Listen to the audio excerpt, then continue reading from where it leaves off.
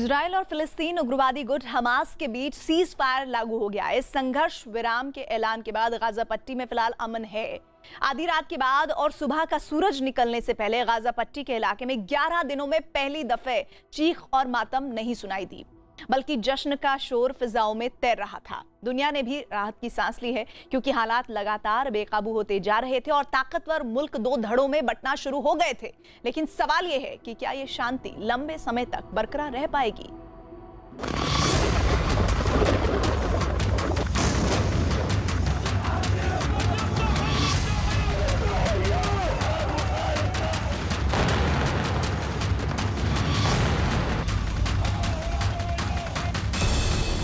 इससे पहले हम आपको गाजा पट्टी का ताजा सूरत हाल दिखाएं और बताएं। सोशल मीडिया पर वायरल हुए इस वीडियो को एक नजर देख लीजिए और इस 10 साल की मासूम के रोते हुए अल्फाज सुन लीजिए। आंख खुश्क हो जाएगी और गला नम। I get scared, but not really that much. I do anything for my people, but I don't know what to do. I'm just 10. ये 10 साल की मासूम नादीन अब्दुल तैफ है। ये बदनसीब मासूम गाजा पट्टी के इलाके में रहती है और बीते 11 दिनों से आसमान से बरसती मौत को देखकर जब इसका दिल रो पड़ा तो किसी ने इसके रोते हुए आंसुओं को इसके अल्फाज के साथ सोशल मीडिया पर वायरल कर दिया।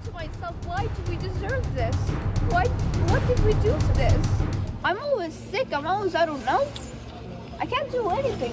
You do all of this. What do you expect me to do? Fix it? I'm only 10. I can't even do anything anymore. I just want to be a doctor or anything to help my people, but I can't. I'm just a kid. शायद ये इस मासूम की आंख से बहते हुए आंसुओं की तासीर का असर ही है, जिसने गाजा पट्टी में लगी जंग की आग को और भड़कने से पहले ही रोक दिया। गाजा पट्टी में सीज फायर।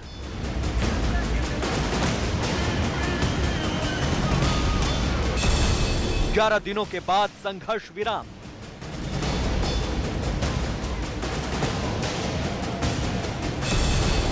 हमले में मारे गए 232 फिलिस्तीनी।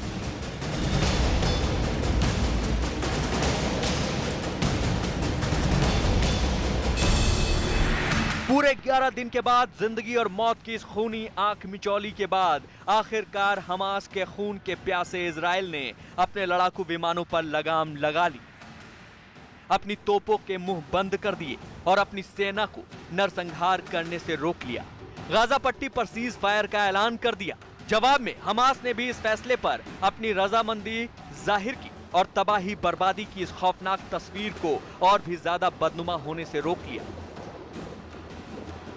أن يكون هناك فقط مجرد أن يتوقف إطلاق النار. هناك عدوان إسرائيلي يجب أن يتوقف.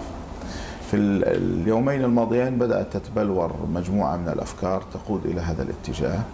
أستطيع القول أنه بدأ شكل من الاتفاق مع الوسطاء وليس مع الجانب الإسرائيلي أنه لابد من توقف العدوان الإسرائيلي في القدس، لابد من توقف العدوان الإسرائيلي على قطاع غزة، ولا بد أن يكون وقف الأعمال العسكرية متزامنا بين الطرفين.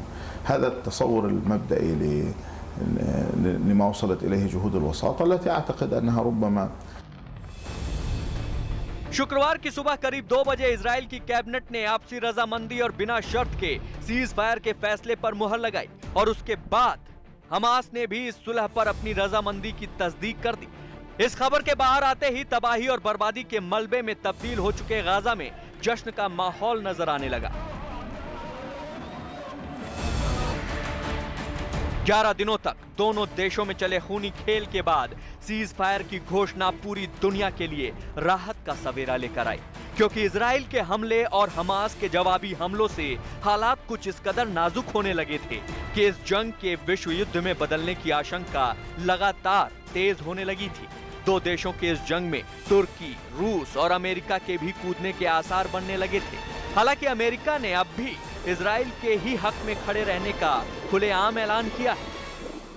In his most recent call with Prime Minister Netanyahu yesterday, President Biden communicated that we continue to stand by Israel's right to defend itself, that we believe Israel is now in a position to begin winding down the conflict, and we expect a significant de-escalation to begin. In the hours and days ahead, we will continue to relentlessly push for peace. बहरहाल Gaza पट्टी में शुक्रवार की सुबह से कोई धमाका नहीं हुआ। अलबत्ता लोगों के जश्न मनाने की तस्वीरों ने सामने आकर ये राहत जरूर दे दी है कि जमीन के इस हिस्से में लगी जंग की आग शायद बुझ गई है, लेकिन अभी आग का धुआं पूरी तरह से शांत नहीं हुआ है।